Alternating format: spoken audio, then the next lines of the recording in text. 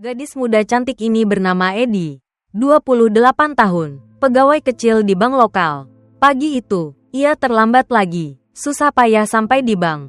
Belum 2 menit bekerja, bank dirampok, uang milik orang lain, nyawa milik sendiri. Edi mahir mengangkat tangan dan tiarap. Tapi perampok ini jelas tak terlatih. Begitu melihat uang, mereka memasukkan pistol ke ikat pinggang, lalu memaksa pegawai tua mengisi tas mereka.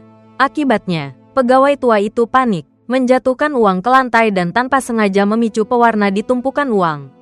Berubah oranye, perampok marah, bertengkar dengan pegawai itu. Di belakang mereka, Edi melirik pistol di ikat pinggang.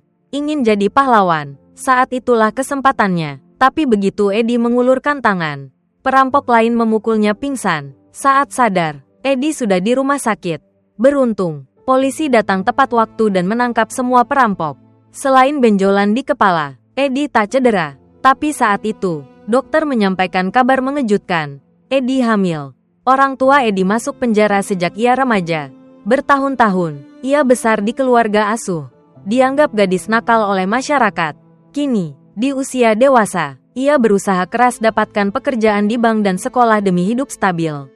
Tapi kini, rencana Edi kacau balau. Ayah anak itu bernama John. Sampah masyarakat. Bahkan sahabat Edi menyarankan agar tak memberitahu John soal kehamilan.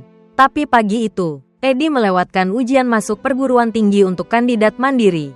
Sebagai calon ibu, nalurinya mendorongnya memberitahu ayah anaknya.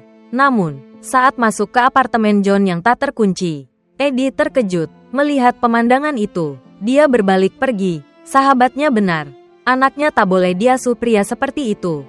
Tapi saat turun tangga, Edi menyesal. Dengan bantuan Edi, John, dalam keadaan telanjang, masuk ke apartemen lain, mengaku rumah sahabatnya tempat dia bisa meminjam senjata kapan saja. Tapi dalam 3 detik, pemilik rumah mengacungkan senapan, memaksa mereka mengangkat tangan. Ternyata sahabat John sudah lama pindah. Saat itu, preman mulai mendobrak pintu. Pemilik rumah tak punya alasan melindungi mereka dan membuka pintu. Namun preman itu kejam, langsung membunuh pemilik rumah dan pacarnya. John cepat mengambil senapan yang jatuh. Mahir bertarung melawan preman. Mereka kabur lewat jendela, dan John teringat mobilnya. Edi menerima kunci, menyalakan mesin, dan memulai aksi kejar-kejaran sengit penuh ledakan. Dengan bantuan truk besar, Edi mengakhiri pertarungan, lolos dari kejaran. John menyuruh Edi mengemudi ke pabrik terbengkalai. Ternyata preman mengejar karena John menculik seseorang.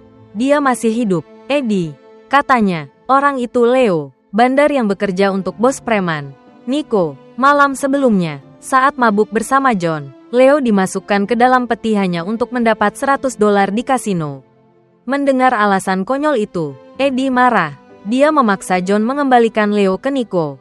Tapi di tengah jalan, Leo merengek minta makan, bersikeras ke restoran tertentu. Saat lengah, Leo membuka pintu mobil dan kabur. Edi turun dari mobil, ingin cepat lepas dari John. Tapi tiba-tiba Nico menelepon ponsel Edi, meminta dia dan John ke restoran dalam 1 jam. Edi terpaksa kembali ke mobil. Kini, dia dan John benar-benar terikat seperti belalang di satu tali. Saat bertemu Nico, dia memaki John habis-habisan. Ternyata John bekerja untuk Nico, tapi sering merusak rencana. Sebelumnya, John diperintah merampok rumah, tapi alih-alih mengintai, dia langsung masuk dengan senjata. Leo, dengan kecerdasannya, menghasilkan $600–700.000 setahun untuk Nico di meja judi. Mengganggu bisnisnya sama dengan membunuh orang tua. Nico bilang Leo bisa bekerja 3–4 tahun lagi, menghasilkan setidaknya $3 juta.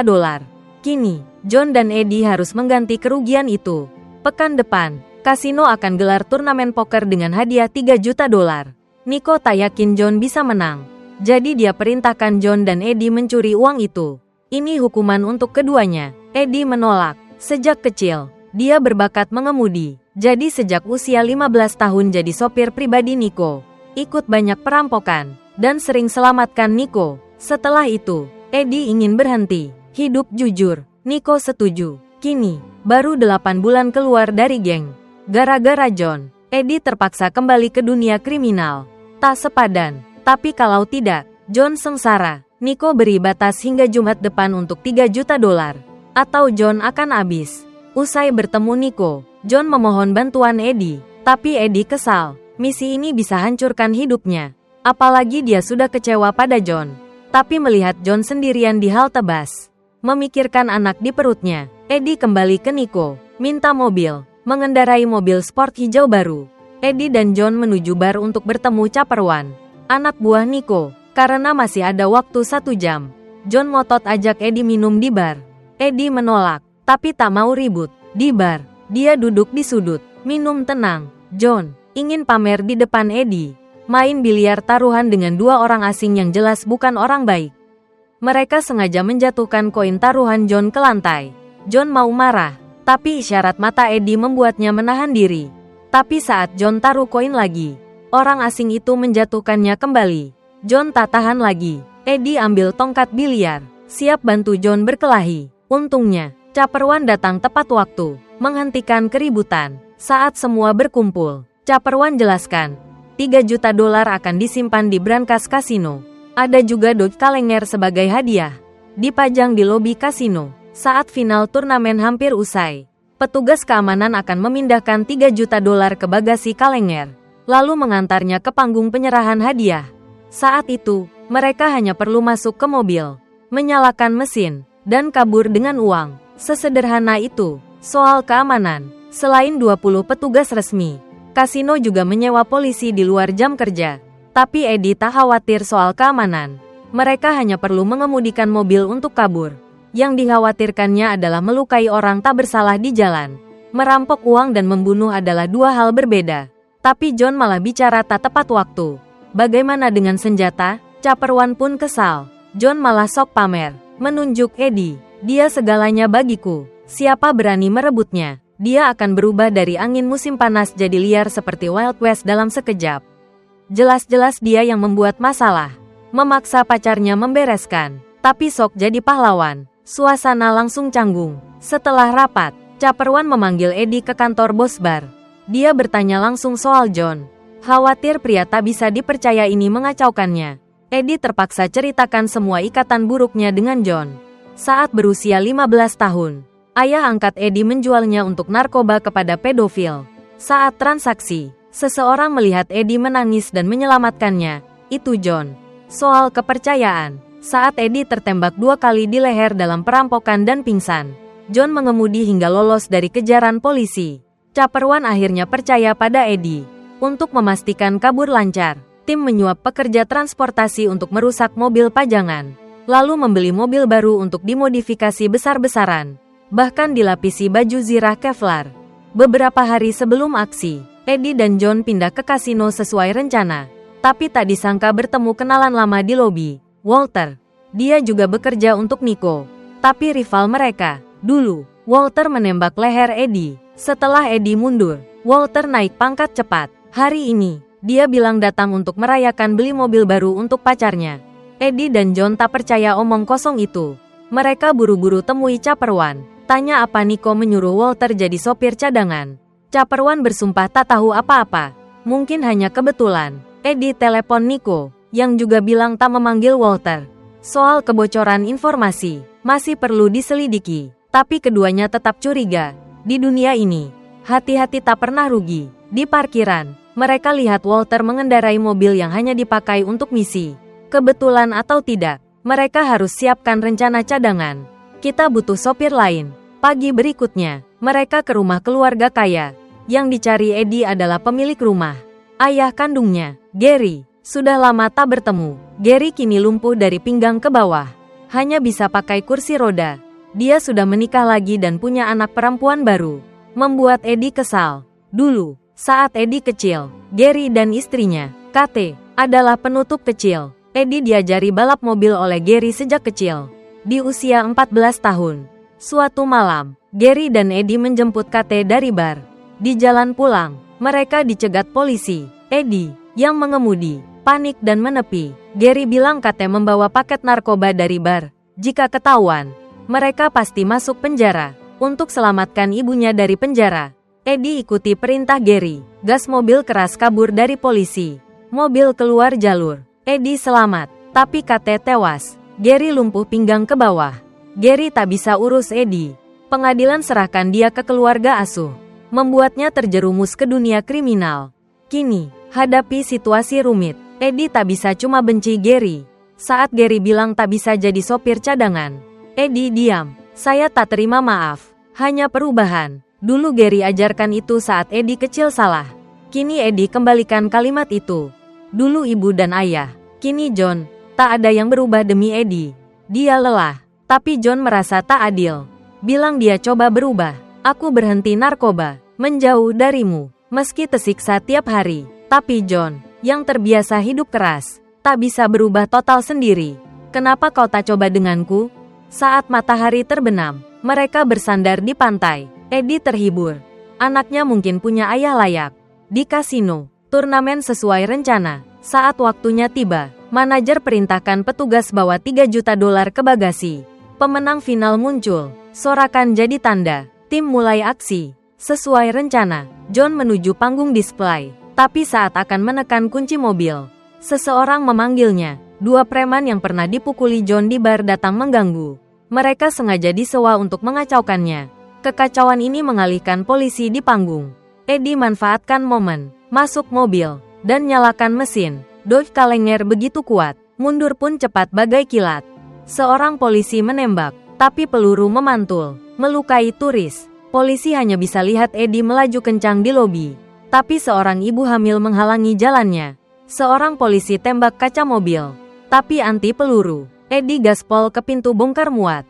Petugas buru-buru tutup pintu. Tapi terlambat. Hadapi kepungan polisi, Eddie pilih jalan tak biasa. Melaju ke parkiran bawah tanah. Dia tipu 2 mobil polisi hingga bertabrakan. Mobil lain tetap kejar. Eddie ikuti rencana. Melaju ke jalan raya. Walter, seperti diduga, mengacaukannya. Beda dengan Eddie yang peduli nyawa. Walter liar tembakan senapan mesin. Jungkalkan 1 mobil polisi, lalu tembaki lainnya. Jika polisi tewas, Eddie ikut bertanggung jawab. Dia hantam mobil polisi ke samping. Lalu bersama Walter masuk arena balap tertutup. Di sini, Eddie bebas adu mobil dengan Walter. Mobil jelek Walter kalah telak dari Challenger modifikasi. Tiba-tiba, John muncul dengan mobil sport hijau. Hantam atap mobil Walter. John keluarkan senapan, tembak mobil Walter. Obsesinya dengan senjata akhirnya berguna. Saat John siap tembak lagi, Walter putar setir, senggol mobil John. John membungkuk untuk mengambil senjata. Tapi kecelakaan tragis terjadi. Eddie panik berusaha menyelamatkan. Tapi John penuh darah, pingsan tak sadar. Eddie hanya bisa melihat Walter mengemudikan Challenger. Kabur dengan uang. Malam tiba, Eddie lacak Walter di motel. Siap melarikan diri. Ternyata, untuk jaga-jaga, tim sembunyikan alat pelacak di 3 juta dolar itu. Saat Walter menoleh, John, yang dikira pingsan, berdiri di belakang dengan senapan. Tapi tiba-tiba, kecelakaan lain terjadi. Walter benar-benar beli mobil baru untuk pacarnya. Tapi dia lupa fitur anti-tabrak Tesla sangat efektif.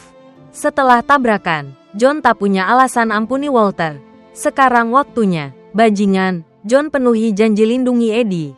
Keduanya bawa mobil Walter kembali ke sarang. Melihat 3 juta dolar selamat, Caperwan gembira, tapi senyumnya lenyap. Eddie ceritakan kehamilannya. John, dalam euforia, ingin kabur dengan 3 juta untuk beri Eddie dan anaknya kehidupan baru. Tapi, demi 3 juta, menantang bos besar. Apakah sepadan? Hadapi impulsifnya John. Eddie terlalu lelah untuk marah. John tersadar, berteriak kesakitan. Apa yang terjadi? Tapi Caperwan mati, tak bisa hidup lagi. Situasi begini, Eddie hanya bisa hibur John. Mereka berciuman. John bersumpah dengan kalimat biasa. Kita di antara bintang. Ada matahari dan bulan. Dan kau selalu kembali. Apa mereka akan buka jalan berdarah untuk hidup? Tapi tiba-tiba, tembakan terdengar. Eddie sangat mencintai John. Tapi cinta bukan berarti sabun tak terbatas. Hidupnya penuh tragedi. Orang-orang terdekat selalu hidup sesuka hati. Mendorongnya ke jurang. Kini, sebagai ibu, dia harus akhiri semua. Malam itu, Eddie menyelinap ke rumah Nico. Hadapi pistol, Nico patuh duduk bicara. Ternyata, Nico tak suruh Walter mengacaukannya. Perintah datang dari bawahan setia seumur hidupnya. Yang cemburu, Nico tak kaget. Sejak kecil, bawahan ini suka mencuri. Bahkan dari Nico. Tapi Nico tak pernah marah. Karena hanya dia yang benar-benar mencintainya. Meski bos geng, Nico seperti Eddie, hanya orang kesepian. Eddie tiba-tiba tanya berapa toilet di rumah Nico. Nico bilang setiap lantai punya satu, tapi yang di atas rusak. Eddie bilang, perbaiki. Nico bingung, kenapa gadis ini peduli toiletnya?